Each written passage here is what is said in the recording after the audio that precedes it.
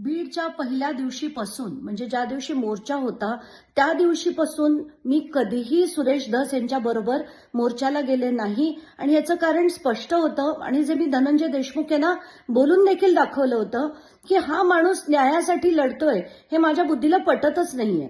आणि तेव्हा सगळ्यांना वाटलं आणि 2 महिने ज्या पद्धतीने त्यांनी विषय लावून धरला, कुठेतरी मला वाटायला लागलं की मी चुकले की काय.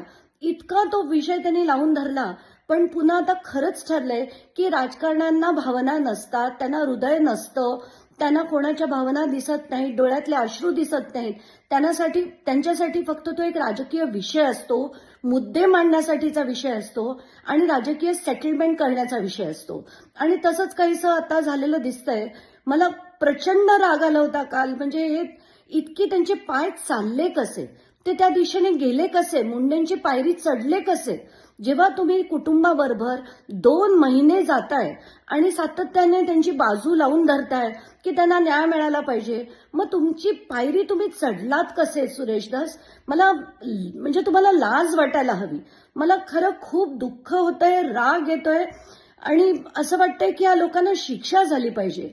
आणि म्हणूनच मी पहिल्या दिवशीपासून तेच म्हणते की पहिल्या दिवशी सापडलेले 2 मोबाईल आणि त्याच्यात असलेला जो फोन, जो बड्या नेत्याचा फोन होता, तो आजपर्यंत बाहेर आलेला नाहीये. आणि त्यांना सगळे वाचवण्यासाठी आता हे सगळं सुरू झालंय. म्हणजे त्यात फडणवीस पण आहेत, बावनकुळे पण आहेत, धस पण आहेत आणि मुंडे तर नक्कीच आहेत. अजित पवारांबद्दल तर आपण बोलायलाच नको. तर मला असं वाटतंय की हे सगळं आता बास झालं. आता हे कोर्ट मॉनिटर्ड झालं पाहिजे. तोपर्यंत खरं कधीच येणार नाही. आणि न्याय हा फक्त राजकारण्यांना मिळतो.